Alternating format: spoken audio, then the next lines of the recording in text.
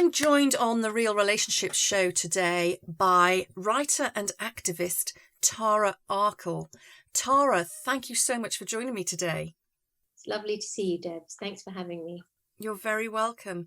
Now, we first met a number of years ago through our children's school and got chatting and discovered we had various things in common.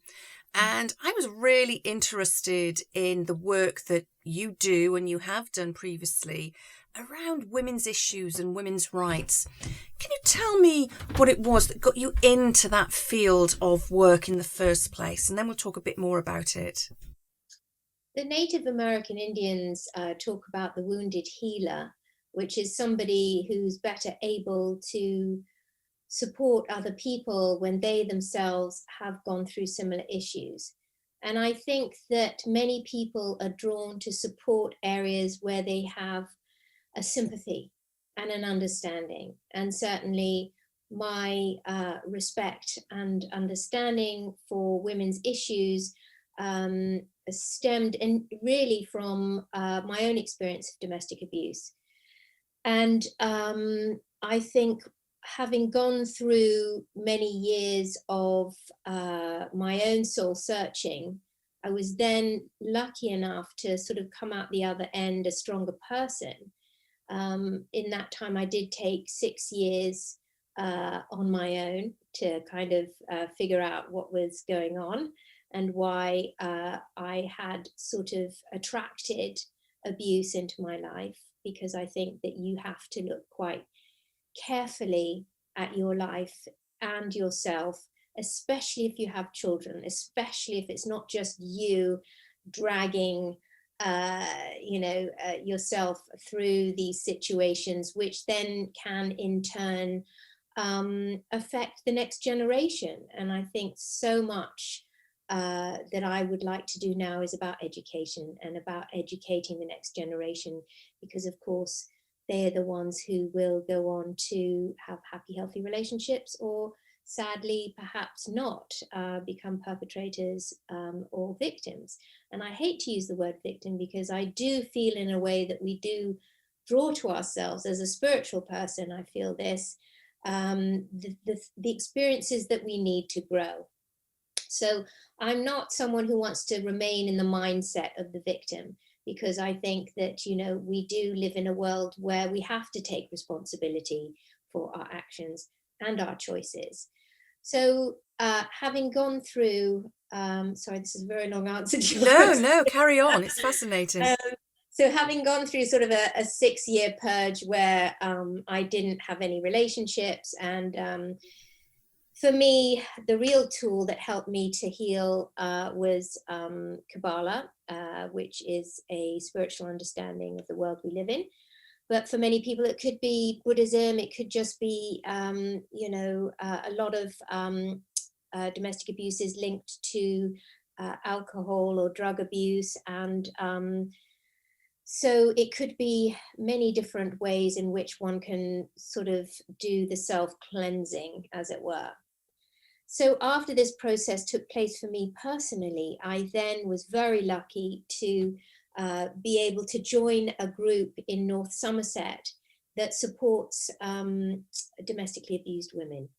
And for the first year, I worked in a refuge, which was incredible, working with women who are just so inspirational, and also the women who came oftentimes with their children to the refuge to seek our support and safety. It was very eye-opening for me, apart from my own experiences, seeing other people's experiences. Being able to support those women was really, really moving, gave me a lot that I'm eternally grateful for. And then the second year, I worked out in the community, supporting women with, the basic things that women need to sort of reintegrate themselves into society, like going and getting, support from their local council or housing, because oftentimes when a woman leaves an abuser, and I'm going to use the phrase woman because, as we know, I think it's something like 87% of domestic abuse is with women as the victim. It was a wonderful 2 years that I spent, and then on the back of that, I now do every year a an event to support women. I sort of took on the United Nations Elimination of Violence Against Women Day that the company I was working for used to do something for. And when I left, I took on that event, as it were, and it's sort of grown and grown every year. I work with the Seroptimists, which is an international women's organization.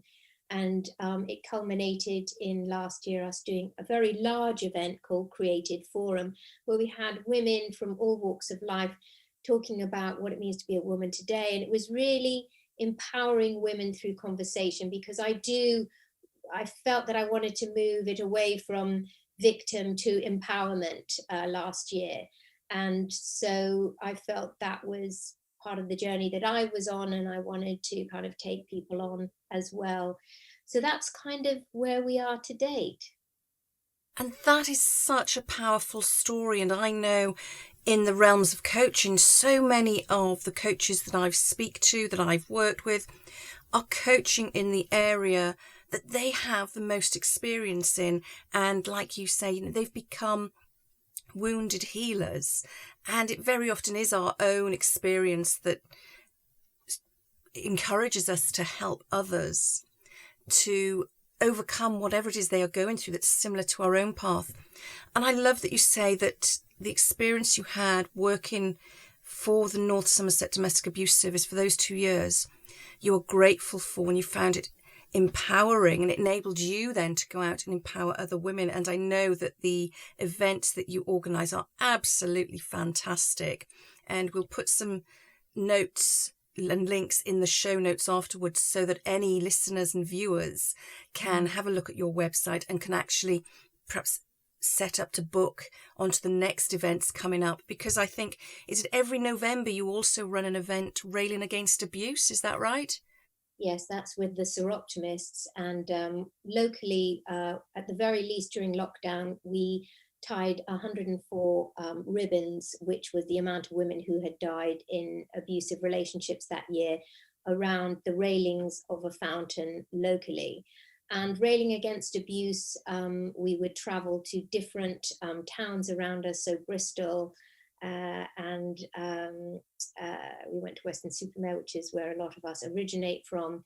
And we would take the train, which is why it's railing against abuse, and hand out leaflets on what constitutes a healthy relationship. And I think the reason why we hand out these leaflets, which are really simple, little sort of what is a healthy relationship, what isn't a healthy relationship, and it just has these bullet points, and it's so straightforward. And this tool was something I used to use when I visited my ladies. And so we hand them out during a sort of march, and then we go and have tea. And it's a very simple affair, but it is a really beautiful day. And we all feel just lovely at the end of it, because we're going out and we're trying to do something to support women who may be thinking maybe this isn't quite working out, this relationship. And we know that you can't actually really push anybody to do to leave an abusive partner. And often women will go back to an abusive partner. I think the statistics are something like 11 times or something. And we have to just create a space for women, should they need to talk, or should they need to sort of look at the bigger picture. But last year's event, Created Forum, I wanted to have women who were sort of representatives in their field. So we had women who were politicians. We had Jess Phillips, the MP, who's just incredible. I mean, she stood up in Parliament recently and read out all the names of the women who had died from domestic abuse that year. And she made all of the MPs sit and listen to her as she read off every single name of every single woman that had died of domestic abuse that year. She is an icon. She speaks at the event. We have women from all walks of life, powerful women in their fields. And I wanted it to be a sort of marker for other women to feel empowered and to know that there is a way, to grow and to reach out. And I think that's all you can do really is give women the tools, and then it's down to them, whether they want to move forward or in what time frame. Absolutely. And it's so tough, isn't it? Leaving an abusive relationship is one of the most frightening things you can do. And quite often, I know when I speak to some of the clients I work with who are in that situation, it's the fear of leaving is what keeps them there. But it's almost the fear of what will happen if they leave that is what's keeping them there. And that in itself is terrifying. The leaving actually is the easier part of that equation, rather than moving on and worrying what's going to happen to me now. Are they going to come after me? Which, as we know, happens so often. The abuse doesn't stop just because you've left, and that is so frightening. And we're going to talk about equations in a little while. I've got your book here, so I'm going to ask you about the equations there. And it's not a maths book for those of you who are listening or watching and wondering. But I want to just go back to the leaflets you talked about handing out as part of your railing against abuse. And I know the messages they deliver are so, so powerful. I've actually got one here because I include these in my book as well, because I've been involved in the Seroptimists myself. And the front of them, they're about the size of a bookmark, and the front talks about loves me. And as Tara has said, it's all the bullet points about what makes a healthy relationship. Then on the back, it's loves me not. And these are the bullet points about what makes an unhealthy relationship. And I know they've been given out in schools as well, so they fulfill your desire to educate people. Likewise, my desire is to educate people about what makes a strong, healthy and robust relationship. And it's just so simple. It's such a simple thing to do. Yeah. But it really makes a difference. When you read through those bullet points, when you've had experience of abusive relationships and you look at the loves me not bullet points, they seem so obvious. Yet so many women stay in relationships with any of those points because they feel that's what a relationship is. And you look at the loves me signs, the signs of a loving relationship, and if you haven't experienced that, you tend to think that it's part of a fantasy land of a Hollywood or Disney script that's meant to draw you in and make you feel that somewhere out there is this amazing life. But the reality is that's available to all of us if we only know what to look for. So I'm with you there. Education is so, so important across the board, starting in schools, of course, because as you said, it is as adults we model to our children what constitutes a healthy relationship. But education across the board, because every generation can learn. None of us know all there is to know about what makes a good or bad relationship. We are continuously learning from each other. And I know the work you do as Seroptimists, the created forum is incredible. So anybody who has the opportunity to listen to that and get involved in that next year now, it is next year, isn't it? Well, to be honest with you, I'm not sure, because we haven't started our conversations with the Seroptimists or the group of people that I did Created Forum with last year. And I think that whatever happens will probably be once again online. And we'll have to wait and see what we come up with. But to be honest with you, I did want to even move the agenda forward again to be more inclusive and to address a larger picture. But I'm sure that the Seroptimists will be out doing something this year to commemorate the United Nations elimination of violence against women.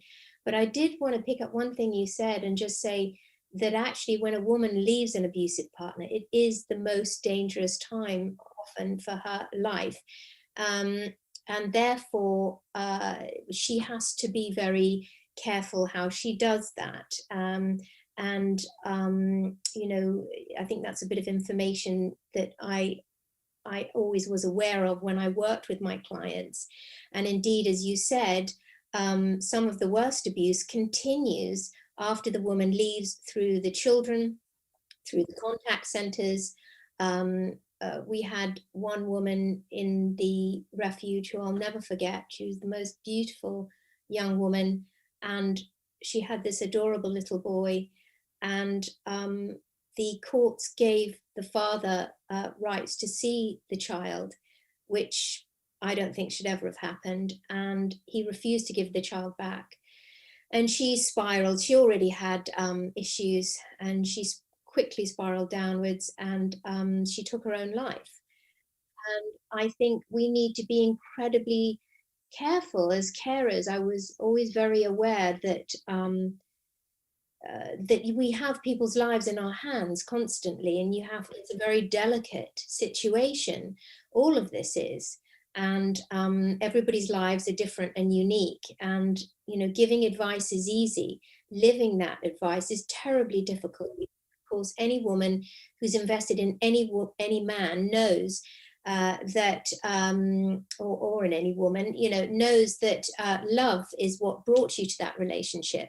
So you're having to turn your back on what you still believe is the love that exists in that relationship. And oftentimes an abuser can shower you with gifts one moment, and then, physically or emotionally knock you across the room in the next. And you do get used to that roller coaster ride. So it is an incredibly difficult situation to extricate yourself from, because oftentimes also another situation which can occur is whereby a person who is in an abusive relationship doubts their own thinking, because abusers often break down the victim's mindset, so that they begin to think even their own thoughts are not valid. And that's quite a dangerous place, I think. And oftentimes when women do, or men do, leave domestically abusive situations, they have to rebuild their sense of self at the same time, and a renewed faith in their opinions and their thoughts. They literally have to kind of rebuild themselves from the bottom up. So there are so many factors, and I think domestic abuse is so ingrained in our society that we don't even see it. For example, I always cite EastEnders, because I can't watch that. There is so much. Sorry, my phone is ringing. Pick that up. But in EastEnders, all they do is yell at each other.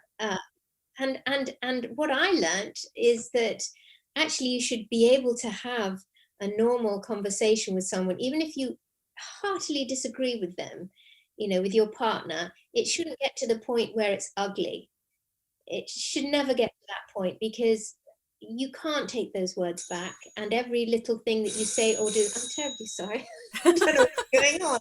Our phone never rings. Where's my husband? He should be picking it up. That's embarrassing. That's quite all right. Don't worry. Okay, good. So I think that domestic abuse is something that is so ingrained in our society that we almost don't see it. And I know that with the perpetrator programs, which unfortunately have very low success rate, unlike the programs for the women or the men, the recovering victims of abuse, the success rate with the perpetrator program is very low. And that the first lesson that they often talk about is language, how you talk about women. Talking, addressing your partner as her indoors or the little missus. We need to listen to the way we talk about people. And language is very powerful. And those are one of the first things that I think we need to look at. And indeed, in the perpetrator program, they do look at language. And you're right, it is so powerful. And it's one of the first things actually I look at and address when I'm working with couples. Certainly I work mainly with women on their own, but very often I'm asked to work with couples. And language is one of the first things we look at. And it's surprising the difference it makes. Just a slight change in the language you use can make such a massive change to the relationship. So I'm totally with you there. But let's move on on to something a little bit more lighthearted. And I mentioned earlier about there being equations. And the back jacket of your book, Radio Honey, asks, is there an equation for love? That is, love equals like and time, or does love equal kind and a nice bum? Yeah. Well, And it is a light read generally. absolutely. And I was drawn to that and it made me laugh. And I thought, yes, how often do we sit there and try and make our relationship or love fit some sort of an equation that we believe it should be? So tell me, what was your inspiration for this story? Because it's a, as you say, a light-hearted read. It's fun. It revolves around an all-female radio station in London. But tell me your inspiration for it. Well, I think as a writer, you're always looking for a good setting. And it seemed like a really obvious one to me that an all-female radio station was a sort of hotbed of intrigue and hormones. And obviously I worked in one, so I had the perfect insight. And but I didn't want it to be your average sort of female lit kind of thing. And in fact, I find that phrase slightly offensive because there's no sort of male lit lit. However, we'll work with it. So one of the things that I engendered in the novel was this idea of the lead character's father, who is a sort of frustrated scientist and is always feeding her these kind of facts about the world around her socially and scientifically. And it sort of feeds her sense of self and her sense of doubt. And it sort of forms the sort of background to her world. So she looks at the world and her relationships and her life in perhaps quite a clinical scientific way. And I found that quite interesting to explore the world through her eyes and her relationships. And indeed, she does have quite a rocky relationship curve. So I really enjoyed writing her story. In fact, I wrote it 20 years ago, and it sat on a shelf for many, many years. And I dusted it down a couple of years ago and thought, let's see if I can find a publisher for this. Because since then I'd kept writing and I'd been writing screenplays and won a couple of things here and there. And so I reapplied, as it were, the manuscript to various places. So it's a story I wrote quite a long time ago. Yes, it's had some really lovely feedback. So I've really enjoyed that. Good. And I've enjoyed it. And as you say, it's such a journey through different relationships and the relationship roller coaster of a 20-something woman that I think so many of us can relate to in some way or form. So it's fascinating. And the relationships with the other women that she works with as well, which anyone who's worked in an all-female team at any point will recognise those characters. I know I've worked in all-female teams a number of times, and yes, there were a number of the characters that brought a smile to my face as I was reading. So thank you for that. So Tara, tell me, what is next for Tara Arkle? I know you have a number of scripts in the offing and various other things. Tell me what's next for Tara Arkle. I just finished a second book, so I'm hoping that might be picked up by a publisher. Actually, I'm working on a TV adaptation of Radio Honey with a wonderful guy, another script writer. And I'm working on an adaptation of my father, the late Anthony Newley's last musical. But I think more importantly, I'm just trying to carve out more space and time for myself and to slow down enough to smell the roses and really enjoy as much as I can the quieter moments, because I think, lockdown has afforded those of us who are lucky enough to, not be losing our businesses or, have loved ones in hospitals. It has been a time to get out the paint and adjust the woodwork and have a bit more of a quiet time. But I am somebody who is normally working at full speed. So it's been nice to sort of just slow down a little bit and take stock. Fantastic. And where can our listeners and our viewers find out more about you if they want to learn more about Radio Honey, if they want to find out more about Created Forum, or about any of the other works you have in the pipeline? Oh, thank you. I do have a website, and I am vocal on Twitter. I do tweet. That's under Tara Newley, at Tara Newley, my maiden name.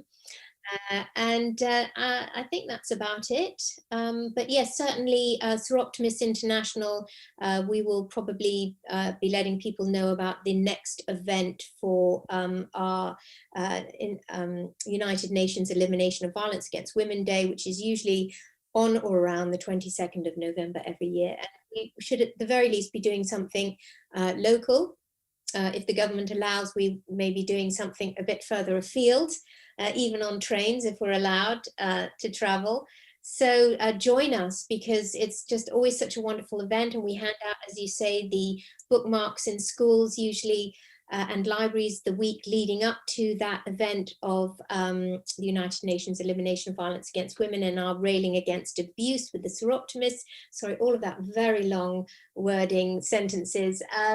So do join us, and do your own event, because I think it's really important as women to support other women, and often women can be quite slow in coming forward to support their fellow women, and create your own initiatives. I think that's the real message I would love to give to people, is go out and start something in your own hometown, supporting, putting together packages to support women in refuge, or, handing out these leaflets. If you want to get some of these leaflets yourself, some of these bookmarks, contact the Western-super-Mare branch of Seroptimus International, and maybe we can support you to do your own event, because I think really you need to pass the baton.